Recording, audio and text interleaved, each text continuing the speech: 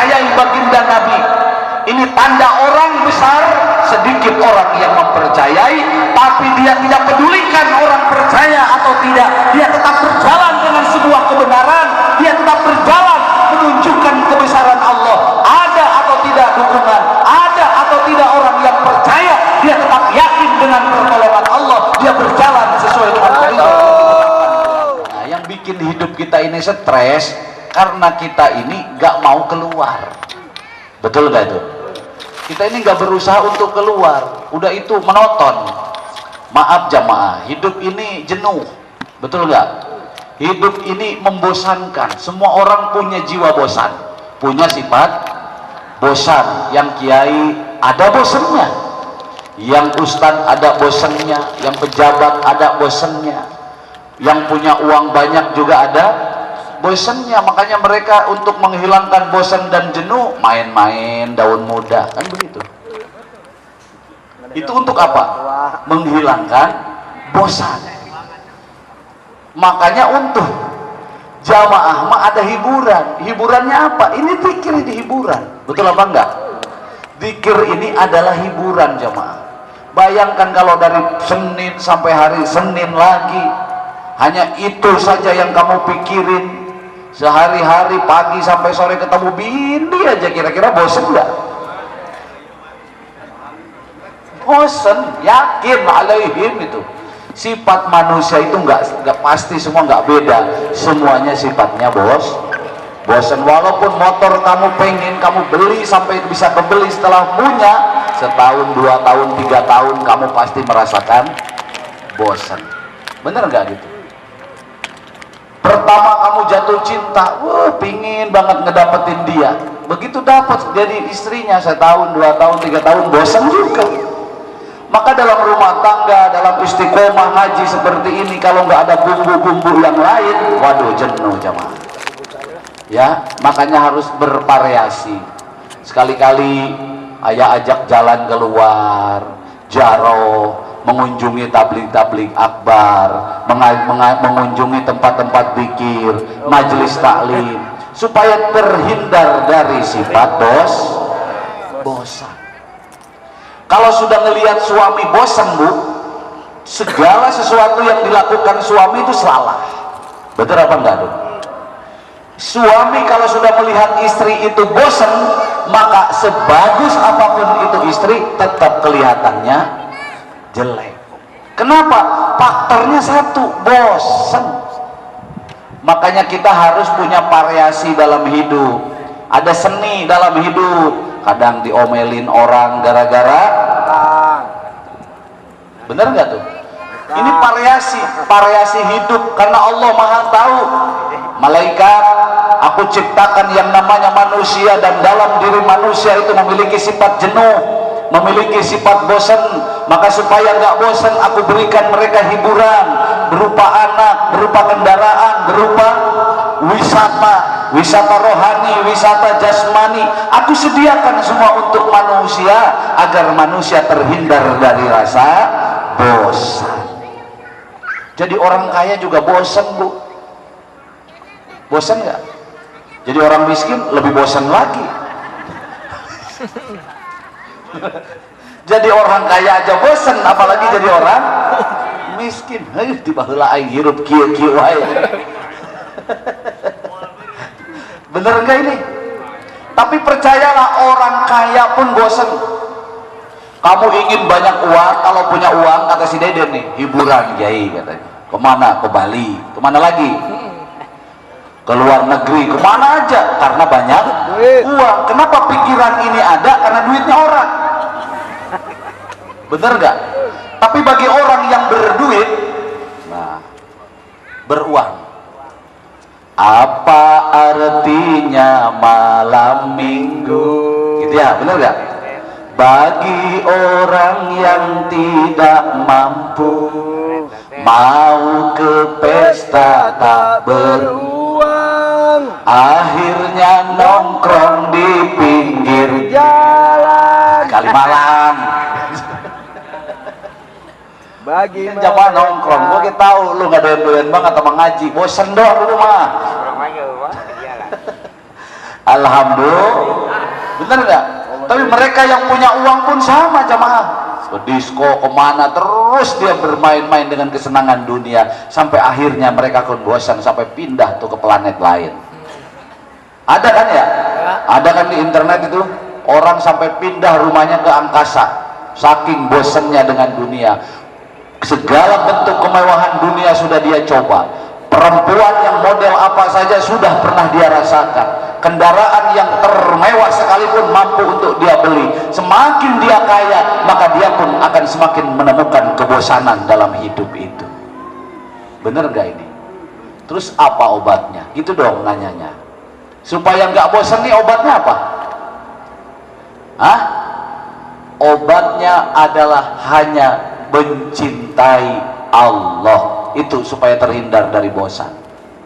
Obatnya bagaimana kita belajar mencintai Allah, karena apapun selain daripada Allah membosankan. Rumah mewah membosankan, mobil mewah membosankan, wanita cantik membosankan, laki-laki tampan juga membosankan.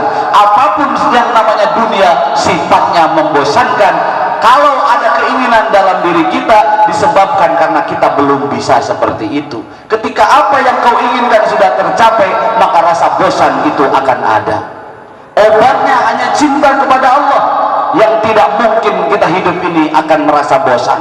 Semakin kaya engkau akan semakin hidup bahagia dan bersyukur. Semakin kau ditimpa musibah, engkau pun akan semakin sabar dan menyadari bahwa inilah kasih sayangnya. Orang yang mencintai Allah di atas segala-galanya, kondisi hidup enak sekalipun tidak enak, justru akan menambahkan keindahan dalam hidup ini. Tercapainya satu buah tujuan, bahkan tidak tercapainya satu buah tujuan, ketika Allah yang menjadi prioritas, maka kegagalan itu justru akan menambahkan keindahan dan semangat dalam hidup. Benar apa enggak? Semakin gagal orang yang mencintai Allah, dia akan semakin semangat dalam hidup, karena dia bukti daripada kegagalan ini, dia jadikan ini sebuah pelajaran yang berharga dalam hidupnya. Dia bisa gagal, Allah yang mengagalkan, justru kegagalan dia jadikan sebuah hikmah. Ini tanda cintanya Allah. Kesuksesan dalam hidupnya pun justru dia jadikan ini bagian daripada kasih sayangnya. Enak, gak ada lagi mau sendirian enak, berdua enak, berlima enak, ketika Allah yang menjadi prioritas. Betul nggak? Iya nggak itu? Mahabbah. Makanya dalam dzikir manaqib ilahi anta maksudi waridhoka matlubi atini mahabbataka wa ma'rifatah. Cinta kepada Allah segala sesuatunya akan terlihat indah, karena tidak ada yang melebihi keindahannya. Gusti, indah nggak Allah ini? Indah, luar biasa indah. Menciptakan makhluk seperti ini, ketika pandangan kita tembus kepada Allah, indah Allah menciptakan orang ini. Gak ada bosan, gak ada kebencian. Bener gak? Ada orang yang seperti ini, Allah menciptakan makhluk seperti ini, makhluk seperti itu. Justru ketika pemandangan kita cintanya hanya kepada Allah, terlihat sempurna sudah keindahan yang Tuhan ciptakan. Alhamdulillah. Melihat yang miskin, melihat yang kaya, itu keindahan Tuhan, wahai jamaah. Benar enggak? Melihat langit, melihat bumi, melihat rumput, hutan, masalah, indah. Nangisnya bukan lantaran kesedihan lagi, justru tangisannya adalah tangisan rasa syukur kepada Allah. Mudah-mudahan saya dan kita semua dibisakan seperti itu ya.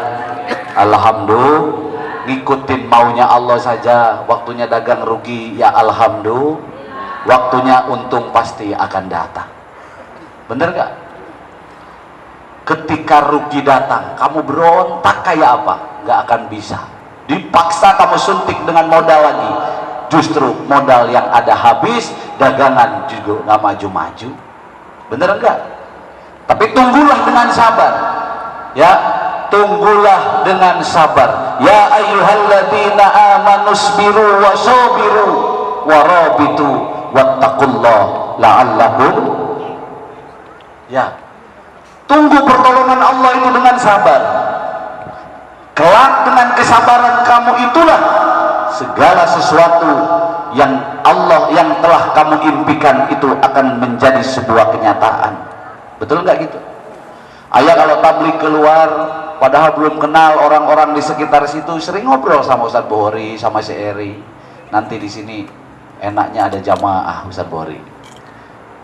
Sekian tahun saya berjalan, alhamdulillah tempat yang saya lalui ternyata bukti di situ ada juga pengajian. Bener gak gitu? Sering aja. Pokoknya ngelihat tanah kosong saya ukur, nanti saya bikin pesantren di sini. Gitu. Mungkin kata santri ya, guru gua gila kali, nggak boleh lihat tanah kosong, diukur-ukur begitu. Karena pemikiran dia mungkin semua untuk saya, tidak begitu maksudnya. Ya, dengan adanya majelis di sini terbukti nggak mesti saya, tapi ada santri saya yang di situ, ada jamaah saya yang di situ. Tempatnya mereka berarti tempat saya juga. Bener apa bener ini? Tapi pandangan dia mungkin begini, ketika saya ngukur tanah, ntar ayah mau di sini gitu. Bener nggak? Nah, makanya entong ngaluihan guru siapa mau nepi. Bener nggak? Nah, mungkin pikirannya begitu. Ayah cari tanah. Saya kalau ke Jawa juga sama. Ada tanah yang dijual survei, pokoknya. Survei terus, duitnya kagak ada. Tapi ternyata tanah itu pun bisa dijadikan kebeli, bisa dijadikan pesantren. Oleh siapa? Oleh orang-orang yang mencintai kita. Betul apa enggak? Bisa terjadi pondok pesantren di situ, majelis di situ, punya mereka, berarti punya saya juga. Tempatnya Pak Haryono dulu ngaji di lapangan waktu di perumahan, dia Pak Haryono.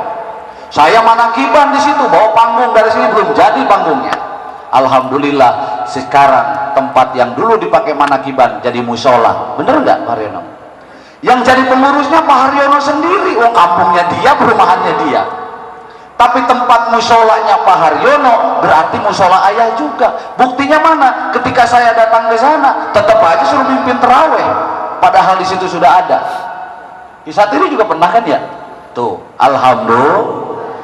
alhamdulillah. Saya diundang lagi ke Campaka, ngapain? Maulid. Tuh awalnya di Asep tuh ada manakib. Musolanya jelek jamaah. Jelek lah pokoknya ya. Udah lumutan, bawahnya juga. Wah kayaknya ini nggak layak musola lah gitu. Ayah diundang di situ. Gak lama kemudian di situ diadakan manakib. Ki Ujang pimpin manakibnya di sini. Karena jamaah sudah senang. Bener apa enggak? Perubahan ada. Akhirnya musola yang jelek itu berubah sekarang menjadi masjid. Dipakai Jumatan oleh masyarakat. Gak mesti kita, gak mesti saya. Tapi ketika tempat yang diduduki dipakai manakib di situ, ada saudara kita yang memimpin di situ, berarti punya saudara kita, begitu juga sama kepunyaan kita. Begitulah Allah Subhanahu. Allah menciptakan bumi bukan untuk Allah. Allah nggak bertempat. Bener apa enggak? Allah cuma iseng aja bikin semut itu loh. Iya jamaah ya. Pengangguran. Makanya jangan main-main sama orang nganggur. Orang nganggur tuh banyak pikirannya. Saya kadang lihat semut, itu Allah ngapain bikin-bikin semut ya? Bener gak Bu? Tapi saya pikir-pikir lagi, semut jalan berundung gitu tuh. Salaman, ketemu satu sama lain, assalamualaikum, assalamualaikum katanya tuh. Dipikir-pikir kiai, ustadz, jamaah manakib kalah sama semut. Semut aja ketemu salaman, lah lu mah tetangga orang mau nanya. Bener apa bener? Saya liatin tuh semut itu berada kalau ada makanan tuh ada gula dia bareng breng gitu ya, bener gak? Kompak mereka, enggak saling sono lu sono lempar-lemparan, enggak. Dia makanan, ketika makanan ada dia nikmati bersama-sama, dia kumpul bersama-sama tanpa sikut-sikutan satu sama lain. Kerja sama semut luar biasa. Akhirnya dengan adanya semut ada apa? Ada gula. Iya benar gak? Allah juga bikin apa jamaah? Nyamuk.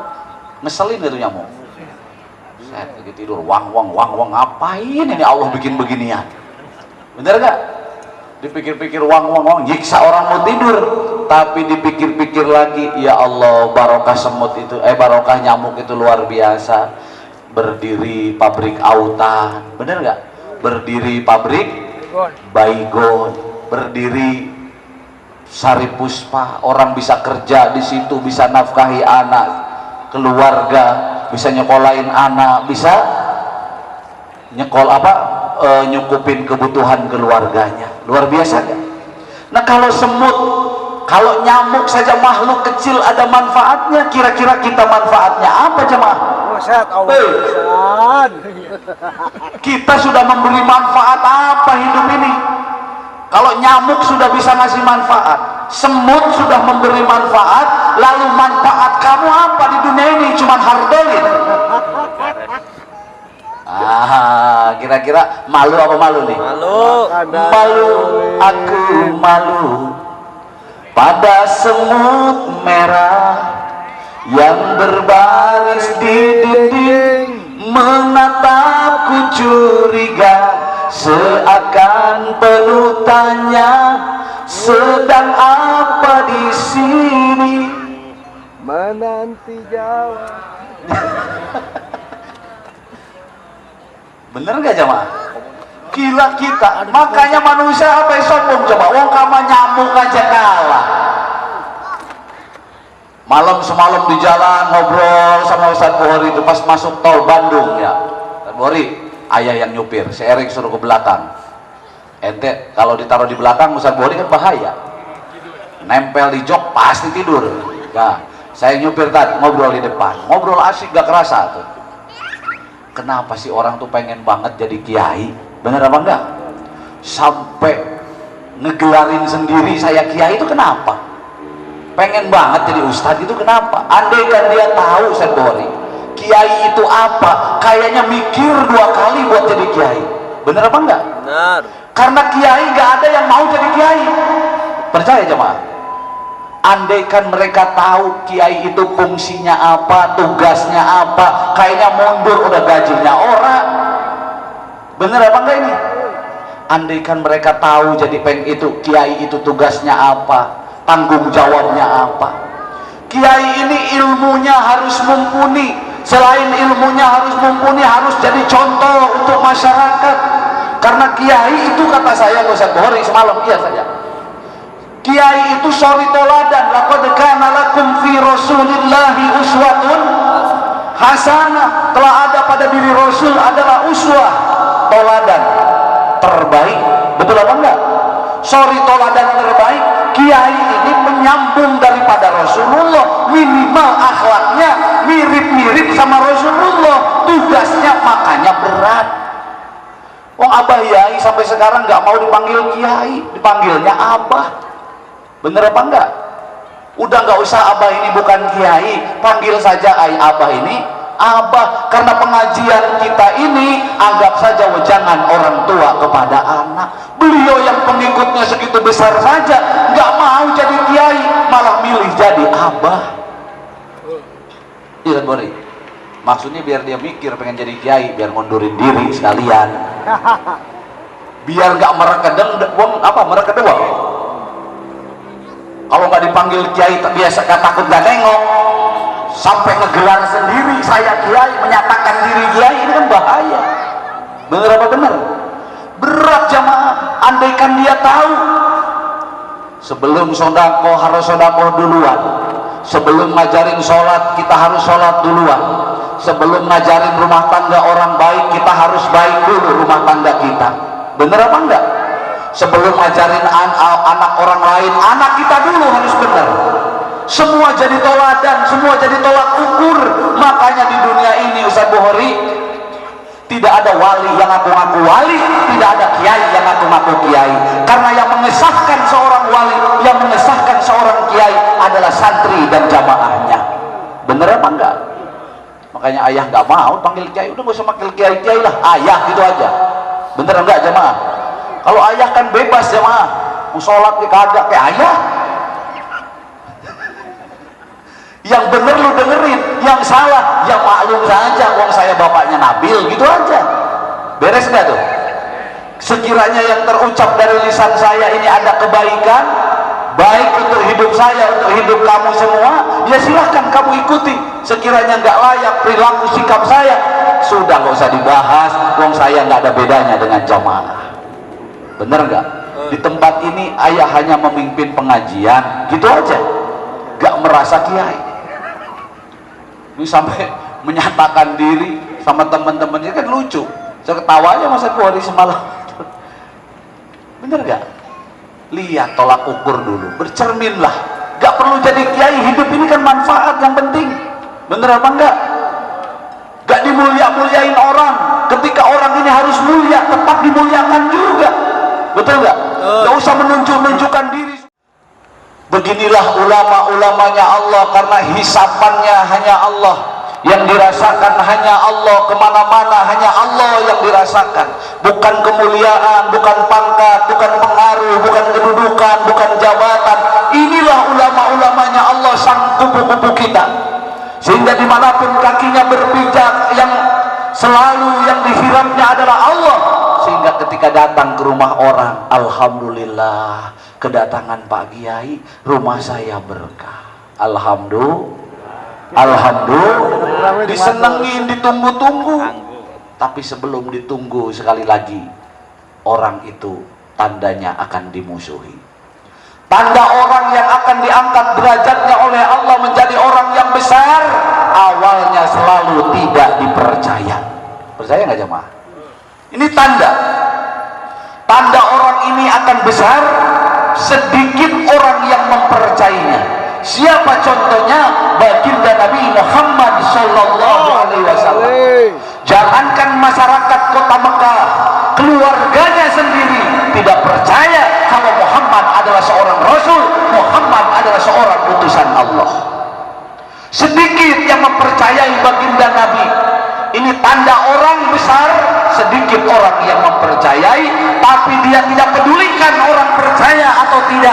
Dia tetap berjalan dengan sebuah kebenaran, dia tetap berjalan menunjukkan kebesaran Allah. Ada atau tidak dukungan, ada atau tidak orang yang percaya, dia tetap yakin dengan pertolongan Allah. Dia berjalan sesuai dengan koridor yang ditetapkan. Ini tandanya jemaah. Ya. Jadi kalau kemana-mana langsung dipercaya orang, jangan bangga dulu. Ketika kemana-mana langsung disenangi orang, jangan bangga dulu. Jangan-jangan Abu Jahal kamu itu. Bener apa enggak? Rasul, seorang pemimpin besar, tidak langsung dipercaya. Ketika orang Mekah tidak percaya, saudaranya tidak percaya, keluarganya tidak percaya, tetangganya tidak percaya, turunlah perintah Allah, Muhammad, kamu hijrah. Benar apa enggak? Ini bulan ini nih, bulan apa ini? Muharram. Hijrah Muhammad kemana? Ke Madinah. Benar enggak? Di Madinah Rasulullah bingung, ya Rasul, di tempat saya ya Rasul, ya Rasul, tinggalnya di tempat saya ya Rasul. Semua orang Madinah berbondong-bondong menyambut kedatangan baginda Nabi Muhammad SAW. Kenapa disambut? Karena di kota Mekah dimusuhi. Paham sudah maksudnya ini? Kalau di Mekah Rasulullah dimuliakan, tidak dimuliakan, terjadi di Madinah sebaliknya. Ini sejarahnya. Disinilah awal peradaban Islam mulai sukses. Madinah, keluarga Madani, disamaratakan oleh Rasulullah.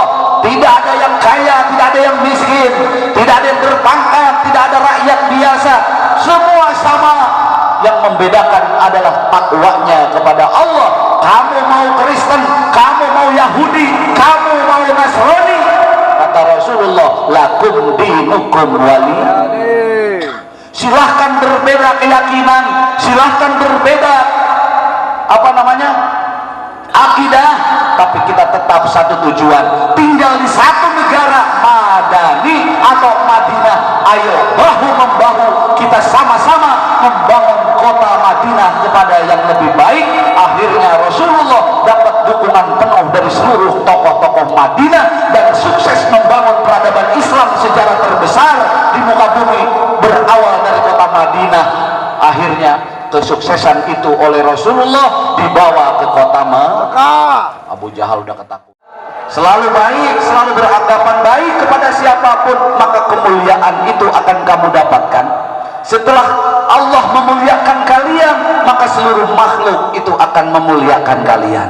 Amin Allahumma amin. Allahumma amin. Tapi sebelum mulia, saya ulangi, yuk mari kita tiru bagaimana kupu-kupu sebelum jadi kupu-kupu. Bener nggak? Awalnya adalah seekor ulat. Ketika seekor ulat ini hinggap di teras kalian, apa yang kalian lakukan? Kalian pasti menyapu itu ulat, bahkan dimatiin. Bener apa enggak? Ketika ulat ini masuk ke dalam rumah orang, maka ulat orang itu pasti akan segera mengusir ulat itu. Lalu bagaimana ulat ini agar menjadi mulia? Ulat itu tirakat, jamaah. Tidak menyalahkan siapapun, tidak berontak. Ya Allah, ya Hayyu ya Qayyum, ya Allah, Hayyu ya Qayyum, ya Allah. Itu tirakat. Diam, sudah biarin orang fitnah kita, orang musuhin kita, orang tidak percaya ke kita. Ya Allah, ya Hayyu ya Qayyum, ya Allah. Gak usah dilawan. Semakin kamu melawan, maka musuh akan semakin senang. Benar enggak? Setan akan semakin mengejar kalian, karena ketika kamu layani, memang itu yang dia mau. Ketika setan itu supaya kalah oleh kita, maka jangan kau melayani setan. Ya Allah, ya Hayyu ya Qayyum, ya Allah. Ya Allah, saya tidak ada daya upaya. Ya Allah, hinaan darimu, kemuliaan kepunyaanmu, semua kepunyaanmu lama-lama peletak, itu yang namanya kepompong mulai pecah, kebuka sedikit hingga di mana? Di bunga-bunga yang segar. Betul nggak? Selalu menghirau bunga saripati bunga. Ketika si kupu-kupu ini kemana-mana yang dihirapnya hanya saripati bunga yang segar, maka hinggap di rumah manapun orang yang dihinggapi kupu-kupu pasti akan bahagia.